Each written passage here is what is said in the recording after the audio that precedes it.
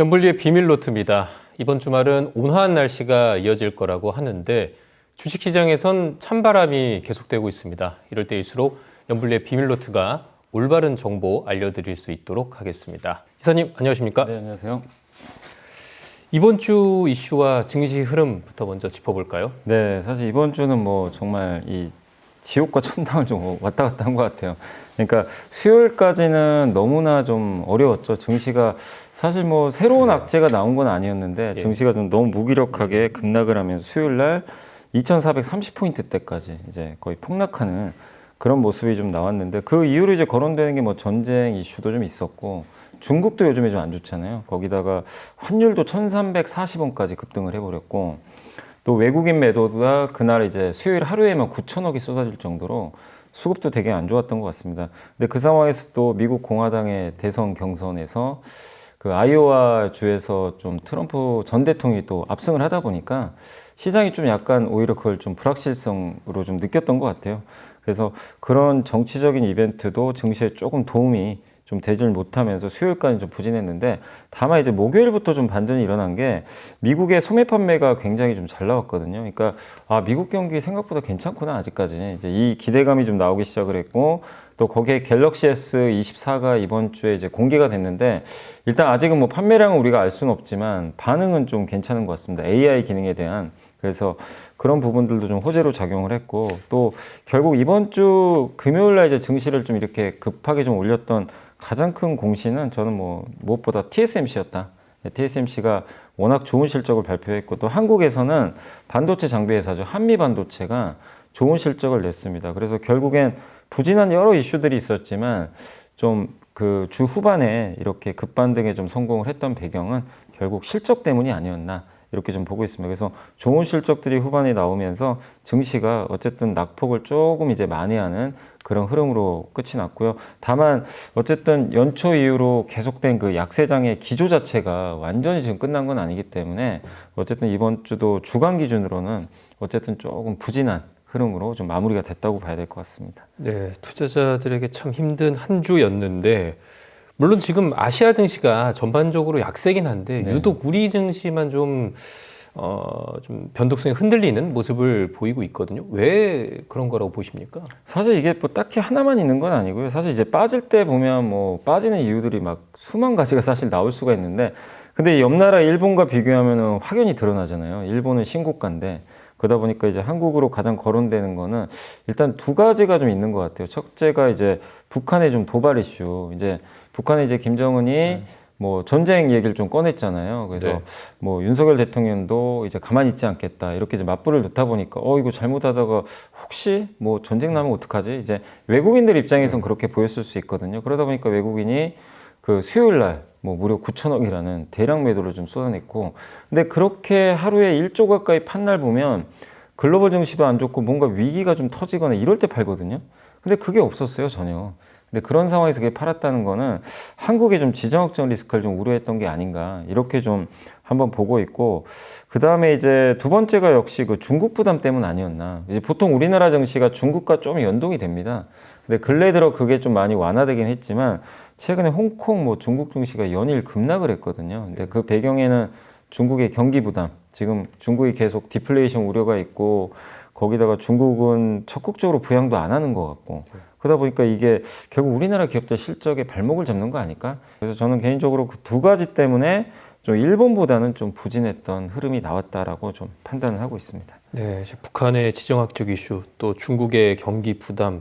근데 이게 우리가 어떻게 할 수 있는 그런 외부 변수잖아요. 네. 그러면 앞으로 어떤 변화가 있어야 좀 분위기가 반전될 수 있을까요? 그러니까 사실 이제 전쟁 리스크, 지정학적 리스크는 말씀하신 대로 어떻게 할 방법이 없습니다. 투자자가 맞출 방법도 없고 그냥 올해도 작년도 그랬고 재작년도 그랬고 지금 연초에도 막 전쟁이 계속 나오잖아요. 그러니까 이건 그냥 상수라고 생각을 하셔야 될 것 같아요.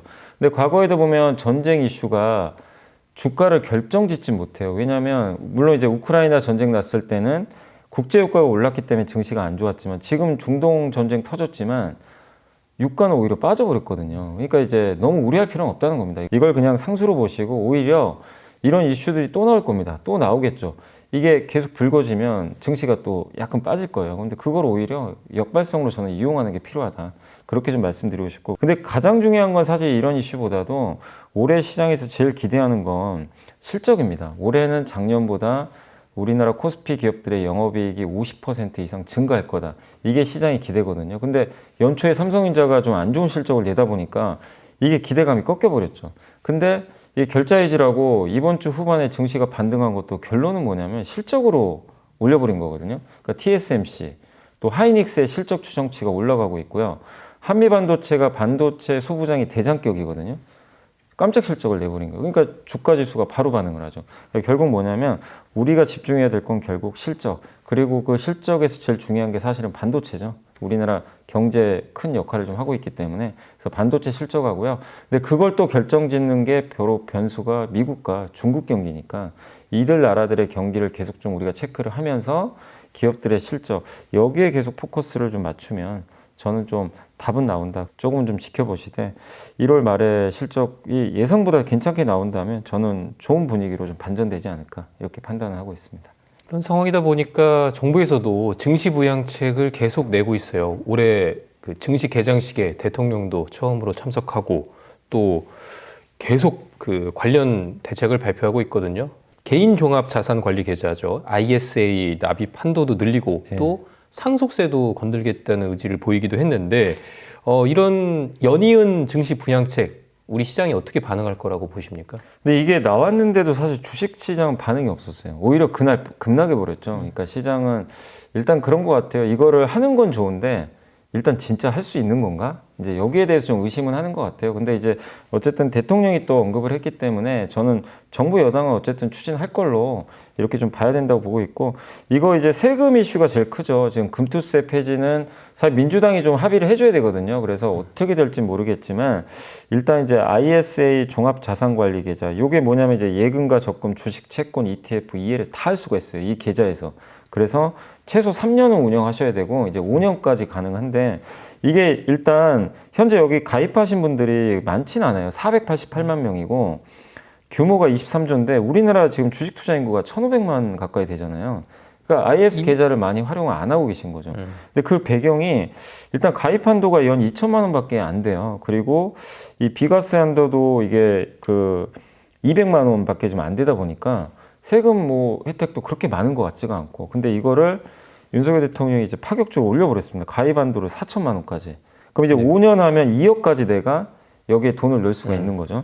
그리고 비과세 한도도 이제 200만 원에서 500만 원까지 이제 늘리겠다고 했고, 그리고 여기서 이제 고액 자산가는 여기 가입이 어려운 게 금융소득 종합과세 대상자 분들 있잖아요. 뭐 배당이나 이자 소득이 2천만 원 넘으면 이제 분리과세가 아니라 종합과세 들어가니까 세금을 많이 낼 수가 있는데 이분들도 이제 가입할 수 있게 그냥 만들어 놨다고 합니다. 그러면은 이거 이제 추진을 해서 이게 만약에 이제 결론이 나서 이 한도를 올려주게 된다면 이 종합자산 관리 계좌에 대한 이 세금 혜택 때문에 아마 주식 투자하려고 이 계좌를 트시는 분들도 분명히 또 많아질 거란 말이에요. 그래서 저는 이 부분은 굉장히 좀 긍정적인 이슈라고 좀 보고 있는데, 다만 이제 이걸 진짜로 구체적으로 어느 시기에 이렇게 추진할지 그건 아직 나온 게 아니고 그냥 말만 했기 때문에 아직 시간은 좀 더 지켜보고 있는 것 같고, 근데 보다 중요한 건 아까 이제 상속세 말씀도 하셨지만 이 상속세가 우리나라 지금 너무 높잖아요. 60% 가까이 되다 보니까 대주주들이 자식들한테 물려주려고 할 때 주가 오르는 게 싫을 수밖에 없어요. 예, 주가가 당연히 오르면 상속세 부담이 너무나 크거든요. 이제 그러다 보니까 그런 이슈들 때문에 상속세도 좀 낮추겠다라는 이제 한번 재편하겠다라고 좀 발언을 했는데, 가업 승계를 안 하면 될 텐데. 물론 그것도 하나의 방법이 되겠죠.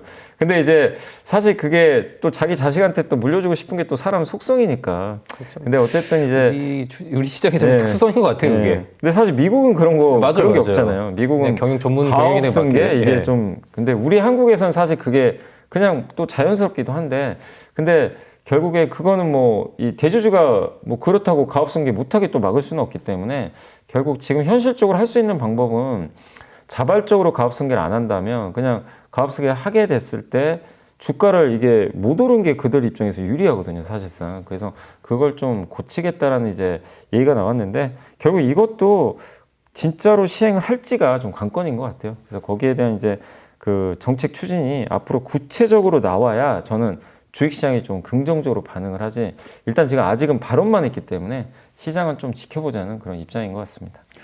근데 우리 시장은 좀 일본 주식 시장을 좀 눈여겨 보는 것 같아요. 네. 작년에 이제 일본이 이제 PBR 그 1배수 이하인 기업들에게 좀 가치를 올릴 방안을 뭐 마련하라고 주문하기도 했었는데, 그래서 뭐 실제로 니케이 증시도 많이 오르고 했잖아요. 네. 그러다 보니까 우리 금융위원장도 지난 이제 수요일 토론회였는데, 뭐 이렇게 PBR 낮은 기업은 기업 가치 어떻게 높일지 좀 공시를 유도하겠다, 뭐 이런 얘기도 했어요. 근데 실제로 뭐 우리도 이제 시행이 된다면 도움이 될까요? 일단 도움은 될 것 같아요. 이게 제가 읽어보니까 결론은 뭐냐면 PBR 낮은 기업을 망신 주겠다는 게 일단 목적입니다. 그러니까 낮다는 건 뭔가 좀 문제는 있는 거거든요. 자기 회사 자산 가치보다 훨씬 낮다는 건 그렇죠. 자산 가치보다 네, 시가총액이 낮다. 낮다는 그런 거니까. 거죠. 그러니까 사실 청산 가치에도 못 미치는 거예요. 그러니까 내가 1억 갖고 있는데 내 계좌가 사실 내 통장에 1억이 맞잖아요. 근데 시장에서는 예를 들면 2천만 원밖에 너는 안 갖고 있다, 이렇게 평가하는 거 똑같거든요. 그러니까 뭐가 좀 잘못된 거죠, 사실은. 근데 그걸 일본은 지난해부터 그걸 이제 그 어떻게 보면 이제 제도적으로 좀 개선을 해가지고 올리는 방안을 마련해 와라. 근데 어쨌든 그 효과인지 몰라도 올해 일본 증시가 굉장히 좋고 실제 주주 환원이 늘어나고 있대요. 근데 우리나라는 아직까지 이제 그런 제도가 사실 없었죠. 근데 이번에 공개적으로 그 공시를 하겠다고 합니다. 그래서 만약에 PBR 지표가 낮은 곳 등이 기업 가치 재고 계획을 밝히지 않는다. 그러니까 한 배로 올리기 위한 계획을 발표 안 하겠다. 그러면 명단을 공개해서 망신 주겠다, 이렇게 하는데, 사실 근데 이건 뭐 기업들이 결정한 문제니까 뭐 어떻게 할지 모르지만 어쨌든 기존에 없는 제도가 이제 시행이 되는 거니까 기업들 입장에서도 PBR을 올리려고 노력을 하지 않을까 저는 좀 기대를 하고 있고, 근데 그 제일 좋은 방법은 주주 환원이거든요. 기업의 실적을 갑자기 뭐 몇 배 올리긴 참 쉽진 않아요. 근데 그렇죠. 주주 환원을 해주면 어쨌든 PBR은 자동적으로 올라가게 됩니다. 그렇기 때문에 주주 환원을 좀 유도한다는 측면에서 어쨌든 굉장히 좀 의미 있는 그런 뭔가 시행책이 좀 나올 가능성이 높기 때문에 저는 이거는 어쨌든 꼭 그 금융위원장이 얘기한 것처럼 말로만 할 게 아니라 꼭 한번 올해 중에 이 제도를 좀 마련해가지고 시행을 꼭 하셨으면 하는 좀 바람은 좀 갖고 있습니다. 네, 미국 대선 얘기해보고 싶은데요. 경선 레이스가 시작이 됐습니다. 트럼프 전 대통령이 아이오와에서 압승했는데, 네. 특히 트럼프가 대통령이 되면 친환경주, 뭐 2차 전지라든지 신재생에너지라든지 이런 좀 종목에 큰 부담이 될 거라는 예측들이 나오고 있잖아요. 어떤 대응이 필요하겠습니까? 사실 이게 트럼프만이 아니라 공화당 의원들의 그 정책을 보니까 다 비슷하더라고요. 친환경에는 조금 소극적이거나 트럼프 전 대통령 아예 반대하는 입장이죠. 그래서 누가 돼도 아마 민주당, 그러니까 바이든 대통령이 되지 않는 이상은 친환경주한테는 일단 마이너스 요인이 될 수밖에 없는 것 같고, 그 다음에 이제 제약 쪽에서는 중국 의존도를 낮추겠다, 뭐 이런 식으로 언급을 좀 해줬고요. 무역 같은 경우도 이게 사실 이렇게 내용들이 보면요, 우리나라에 그렇게 썩 그렇게 좋진 않아요. 뭐냐면 기존 관세 10%에다가 보편적 기본 관세를 또 추가를 한다고 합니다. 그러면 이게 무역이 좀 약간 또 위축될 수가 있겠죠. 그러니까 한마디로 자국 우선주의로 계속 가겠다는 거예요. 그냥 뭐 자급자족 하겠다는 건지 제가 모르겠는데, 그래서 굉장히 고강도의 그 무역 장벽을 쳐버리겠다, 이렇게 좀 나와 있습니다. 근데 여기서 그래도 인프라 투자는 하겠대요. 인프라 투자라든가 전통 에너지 이쪽은 하는데, 결론적으로 무역 장벽을 치고 친환경은 반대한다. 이 두 개가 제가 봤을 때는 우리나라 이제 기업들한테 가장 크게 영향을 줄 수 있는 그런 좀 구도인 것 같아요. 그러니까 결국 이렇게 무역 관세를 치게 되면 우리나라를 통해서 중국에서 완제품 만들어서 미국 가는 거 있잖아요. 이게 점점 쪼그라들 수가 있거든요.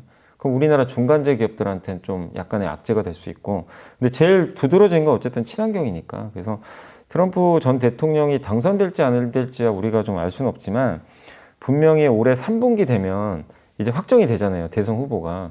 그때 되면 노이즈가 아마 생길 겁니다. 그래서 친환경 주들도 막 급등락할 것 같고, 그러니까 바이든 대통령이 지지율 올라가면 주가 오르고, 그러니까 굉장히 좀 피곤한 흐름이 이어질 것 같아요. 그래서 올해 상반기를 너무 걱정은 하지 마세요. 아직은 뭐 후보가 잡힌 건 아니니까. 다만 3분기에는 한번 친환경주들 갖고 계신 분들은 변동성 확대에는 좀 대비를 해야 되고, 다만 우주항공이라든가 방산 쪽, 또 중국 견제, 이 세 가지는 바이든 대통령이나 트럼프나 이게 별반 차이가 없어요.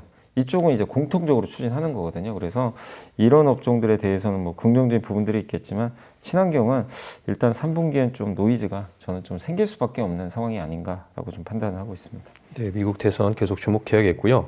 이번 주 미국 증시에서는 MS의 시총 1위 등극이 가장 큰 화제였습니다. 네. 근데 계속 MS가 1위를 유지할 수 있을까요?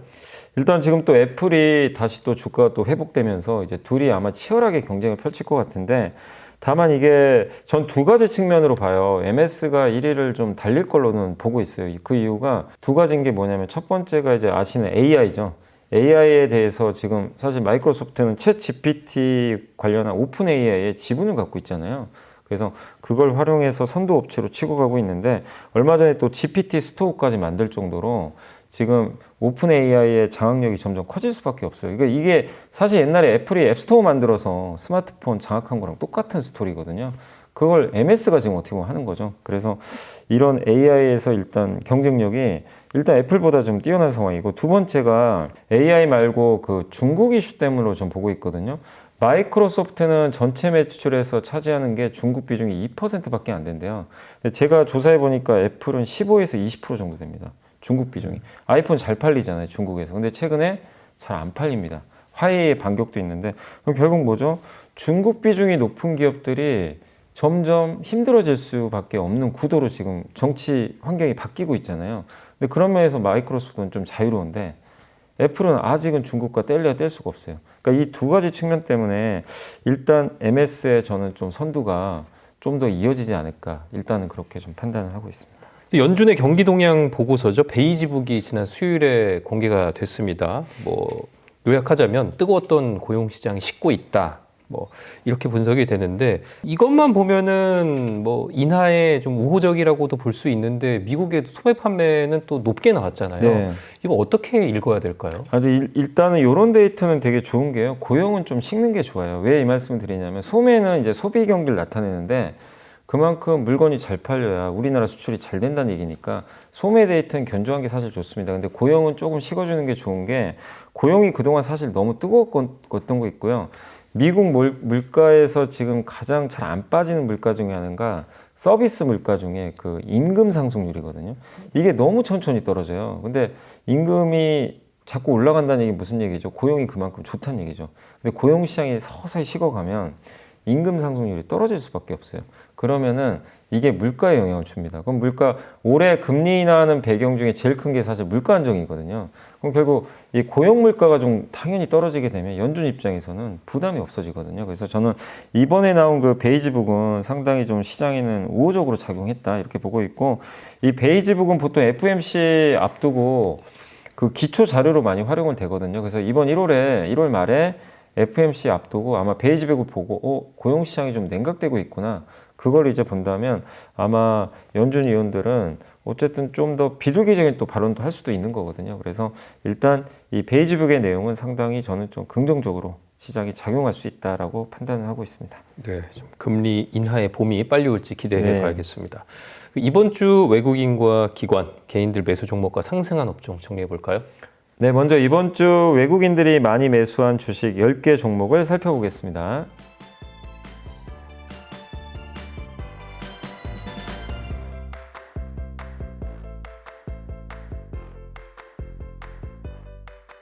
이번에는 기관들이 이번 주에 많이 담은 10개 종목을 알아보겠습니다.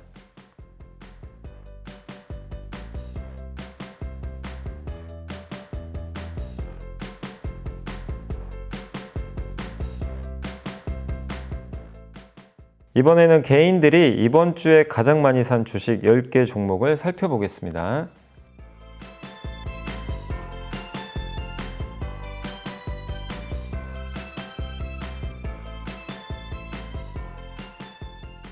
이번에는 이번 주 상승한 10개 업종을 살펴보도록 하겠습니다.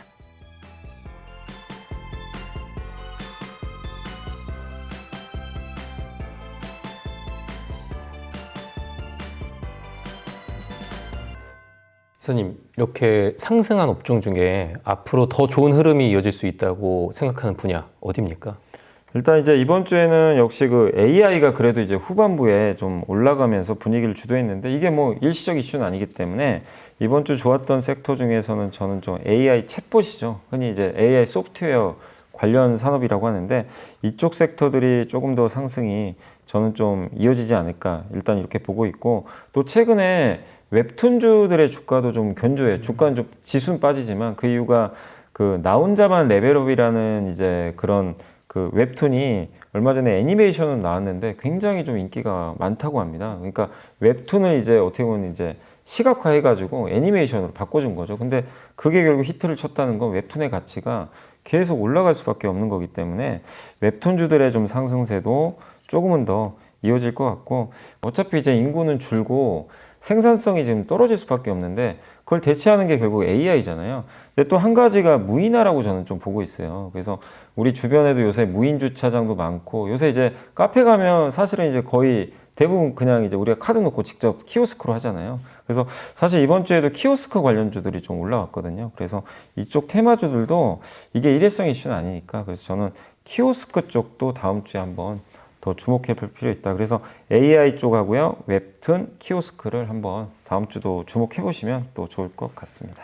염 이사님이 선정한 이번 주의 보고서 어떤 내용입니까?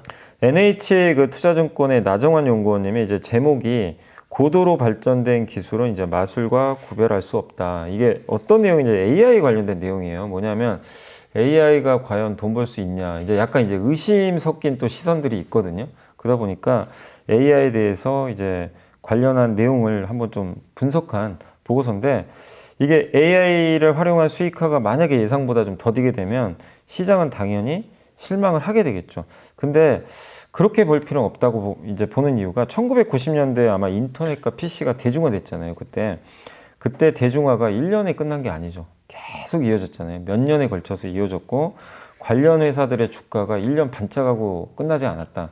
오래 갔다. 이렇게 좀 적어줬고, 옛날에 그 www라고 그 우리 인터넷 지금 이제 네. 주소창이죠. 그게 1989년도 말에 탄생했거든요. 탄생한 게. 근데 우리가 실제로 쓴 거는 1990년 후반부부터 좀 쓰기 시작했잖아요. 근데 실제로 인터넷과 관련주가 이게 처음 나온 이후로 언제 오르기 시작을 했냐면 1995년부터 이제 본격적으로 주가가 좀 오르기 시작을 해가지고 언제까지 갔냐면 2000년에 IT 버블 터졌잖아요. 그때까지 한 5년 내내 랠리가 좀 계속 이어졌던 겁니다. 그때 1999년까지 나스닥이 95년부터 5년 연속 20% 오른 거예요. 나스닥 지수가. 그럼 개별 기업들의 주가는 엄청나게 올랐겠죠. 그러니까 그런 것처럼 대중화까지 그 걸리는 시간이 어느 정도 걸리는 상황에서 그 기간 동안 이런 그 거대한 메가 트렌드 산업이 그냥 쉽게 꺾이진 않았다라는 걸 좀 이제 알려주는 그런 사례라고 보시면 좋을 것 같고, 아까 제가 이제 키오스크 말씀드렸지만 기업이 AI를 요즘에 이제 도입을 많이들 하려고 하잖아요. 그 이유로 가장 꼽는 게 요즘에 일반 종업원분들 대신에 그 음식점에서도 키오스크나 요즘에 태블릿 PC로 주문들 많이 하시죠. 식당 가면.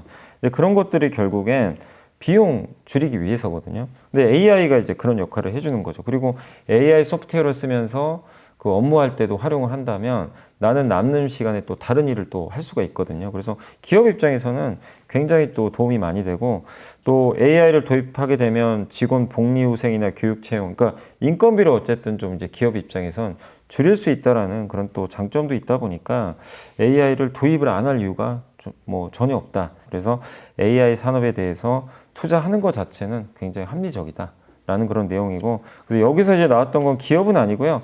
그래서 주로 좀 ETF 투자를 좀 해보자. 그래서 여기서 꼽아준 거는 국내 3개가 있고 해외 3개가 있는데, 국내에서는 코덱스 AI 반도체 핵심 장비 요걸 좀 꼽아주셨고요. 타이거 AI 반도체 핵심 공정, 하나로 글로벌 생성형 AI 액티브 요걸 좀 꼽아주셨고, 해외 상장 ETF도 한 3개 정도를 이렇게 좀 꼽아주셨으니까 여러분들이 한번 참고를 하시면 좋을 것 같습니다. 네, 좀 AI 발전은 끝도 없고 네. 그만큼 공부할 것도 점점 많아지는 것 같아요. 그렇습니다. 네, 연불리의 비밀노트 1부는 여기까지고요. 내일 2부에서 다시 찾아뵙겠습니다. 고맙습니다. 이번엔 이란과 파키스탄도 교전을 하고 있다고 네. 합니다. 근데 아무래도 이곳이 수에즈 운하 길목이잖아요. 수출 안 되면 어떡하지? 우리는 이제 수출을 먹고 사는 나라인데